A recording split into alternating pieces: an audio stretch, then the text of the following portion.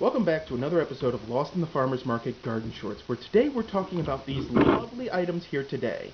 Now, this is not a lab episode, however, it's easier to display these, the finished product, and the extra finished product in the lab. We'll be going out in the field in a moment.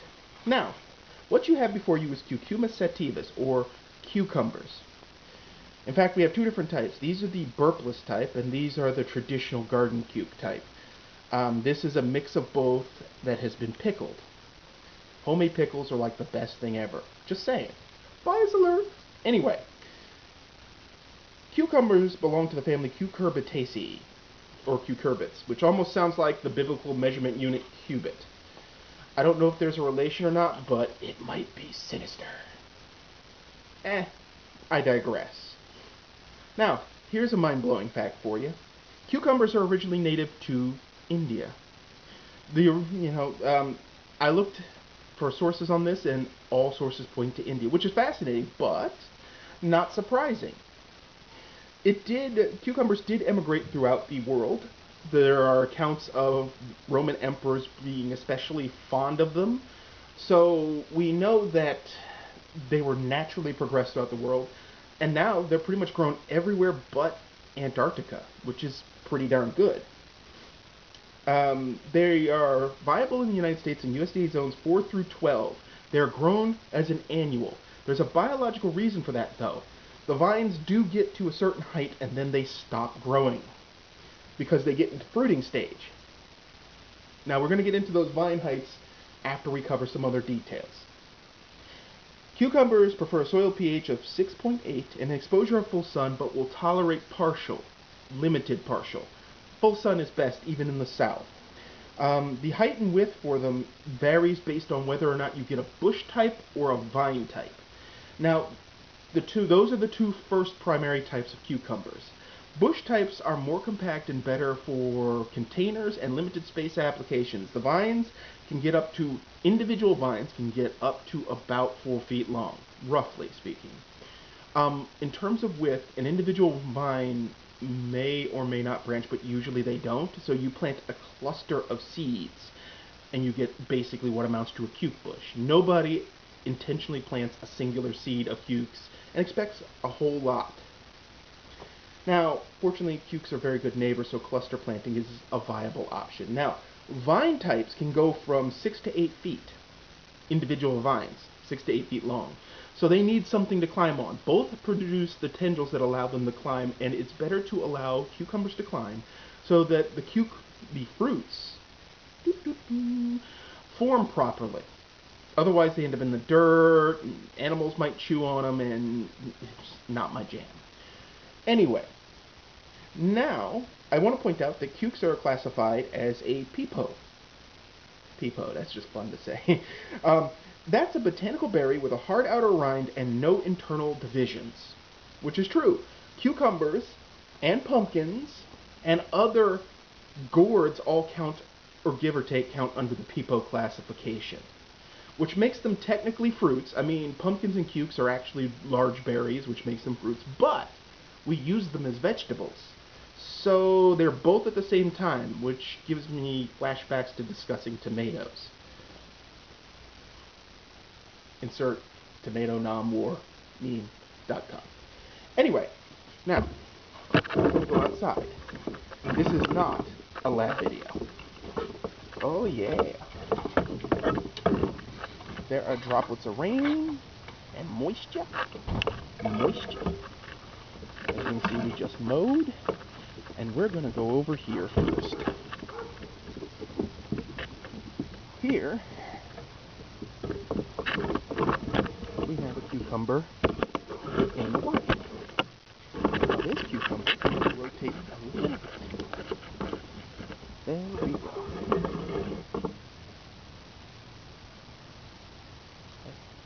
Oh no. Here comes the beastie. Anyway, this is a volunteer cucumber, and that's cuke on the vine, and there it is doing its thing. This is a vine type, and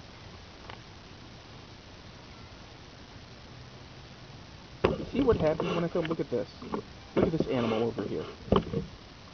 Well, what ends up happening. Anyway, so I'm going to point out that cave excavations have proven that cukes have been grown for at least 3,000 years. Although they started in India, they've spread worldwide, as I noted earlier on. Now, Egyptians once made a sort of weak liquor out of cukes by basically punching a hole in the cuke. Don't mind me, I'm petting our mascot off camera, or else she'll keep yowling at me. See? Told you. Anyway, they made a weak liquor out of cukes by poking a hole in one side and using a stick to liquefy the insides a bit, and then they'd plug the hole and bury it for a few days, which would promote fermentation and would basically make a weak liquor. Now, I don't recommend this at home because botulism is a thing, and the climate of Egypt is very different than the climate of Zone 8A, North Carolina.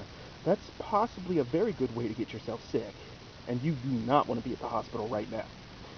But anyway, let's zoom up a little bit. Now, the phrase cool as a cucumber originated in the 17th century due to the use of cukes for their high water content. What would happen is when people had an excessive fever, they would slice cukes and lay the person down on a bed of cukes. And the cooling, liquid-filled cukes would end up dissipating the heat, sort of like a radiator. So that's where the term came from. So those medical treatments where you apply cukes to your eyes to reduce bagginess may be legit. At the very least, you get a snack afterwards. Now, cukes fall into 4 additional categories: slicing, pickling, gherkin, and burpless. Now, this is a volunteer cuke, and I'm willing to bet, since it's probably left over from last year's pickling efforts, that these are just your traditional slicing type. Nothing fancy here. Except for our mascot, who's over there giving me funny looks. Yes, we see you. Anyway, burpless cukes, which were the skinny ones in the basket at the beginning of this video, are usually parthenocarpic and have softer skins. Also, they have a lower amount of seeds, and the seeds tend to have indigestible components that some people get very gassy over. The narrow cukes that you see at the supermarket wrapped in plastic that are greenhouse grown are probably burpless type. Now, we're going to wander over to another part of the garden real quick.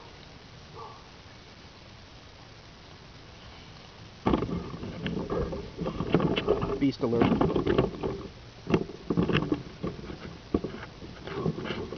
Yeah, everything got mowed and it looks great. You didn't see that trash bit. It's there for decoration. And over here, we have this conglomeration. Now, continuing this discussion on cukes, what we have in front of us here, all of that mess there, is a variety that we'll discuss in a second. Now, the types. Gherkins are tiny pickles, usually 1 to 5 inches, that are used for pickling. The word gherkin itself comes from the Dutch word gherkin, or a gherkin, which means small cucumber or small pickle, depending on who you consult. It's also really inconvenient innuendo, but I digress. The pickling cukes are specifically bred for uniform length-to-diameter ratios and no internal voids. Some cucumbers, when they get big, can have air spaces because they've outgrown the expansion of their internal flesh, and there become air voids in there. But anyway, they tend to be 3 to 4 inches long and 1 inch wide. So those are the little short ones. They're called pickling cukes because they're the right size for the right use. Now, slicing cukes are the longest and have tougher skin. Now, the big ones in that basket at the beginning of this video were the slicing type. They're big, they're heavy, they're typically what you produce in the garden. They can also result after good rain and hyperexpansion of the fruit. Now, I want to go further to say that bush type, we're going back to those original 2, bush type cukes produce all of their fruit at once, usually within 40 to 50 days. They may not need a trellis, but should be encouraged to climb because that keeps their fruit out of the dirt and it keeps critters off. Usually, and this is for you homesteaders out there, bush-type cukes will produce about 5 pounds of cukes per plant if they're grown well, and you usually need about 2 to 3 plants per person, and I've also read that they, on average, produce 10 or so 6-ounce cukes. Now, that doesn't agree with the original number, because that would mean that it'd be, well, it does actually agree, but sorta. It's a little short. But, basically, you're going to need 2 to 3 plants per person. Assuming you're pickling, you're probably going to need a few more because you're going to need some fresh eating and some pickling, so I would double up if you're homesteading and you want to use cukes. You're also going to need a few that'll need to go past their prime so you can harvest the seed. So consider that also in your homesteading plans. Now, vine-type cukes have long vines that are susceptible to damage. And what I mean by that is that they need a trellis so that you don't accidentally step on the vines, because any vine you step on will stop producing and may shed beyond the point where you stepped. Vine-type cukes actually produce larger cukes and roughly spread out among longer vines. Now, what you see here is an example of that. This is a cluster of Armenian cucumbers. They're a vine type. Their scientific name is Cucumis mellow variety flexuosus. They're a distant relative. They're botanically considered a melon, not a cucumber, even though cucumis. And they're sweeter than your traditional green cukes. But they're also sometimes called snake cucumbers because of they're not, let's just say that if you're going to pickle them, you're just going to have to accept some lack of uniformity. They'll curl, they'll curve, sometimes they'll form a spiral. It's what they do. Anyway, I recommend trellising for both types of cukes, bush or vine type, because again, it keeps them out of the dirt. You can see your fruit. You see how I had that cucumber up on a stick? I can see the cukes and their development and know precisely when to harvest them. Now, I should note that one had pronounced prickles on it. Not a threat. They're not actually sharp, they're just inconvenient. You can actually brush those off with your hand and suffer no damage. Now, I have one little additional piece that I need to cover before we're done here. Cukes are monoecious. It means they produce male and female flowers. Yes, those of you who are going, why did the flowers, why are my vines not producing anything, what's up with my gourds, pay attention. They produce male and female flowers. The male flowers appear first and tend to open in the morning. Then they fall off soon after blooming. Female flowers tend to appear after that, and you require a pollinator to transfer this, but you ultimately require more than one vine. You need as many vines as you can practically handle in a space to ensure cross-pollination. Unless it's the parthenocarpic type, which is kind of cheating. No, Figs, I'm not judging you. Stop looking at me like that. Anyway, once a vine stops growing, it's all fruit production. And these vines have essentially a predetermined height and growth pattern. So, these Armenian cukes are already at the 4-foot stage almost. That's a 25-gallon pot they're in, which is an appropriate amount of soil. Those are marigolds planted in there because I just wanted to look pretty. Don't judge me. Once the leaves turn yellow, even though in the Armenian cuke's case they're kind of a pale yellowy green to start with, once they turn yellow and wilt, it's all over. That's usually 70 to 90 days. Cukes get to a predetermined height, they produce fruit, and then they fall apart, and that's just how it is. That's why, much like with carrots, you want to have successive plantings. You don't want to rely on any one planting. You want to plant one, say, in spring after danger of frost, get them up and going, and then wait 60 days and plant another, or 30 to 60 days and plant another. And ultimately, you'll have a succession of cukes permanently. On average, a well-grown vine produces anywhere from 12 to 16 cukes, which is sort of true. When you're talking bush, it might be less. It depends on the size of the container, if it's in a container. It depends on fertilizer, water, and other natural factors.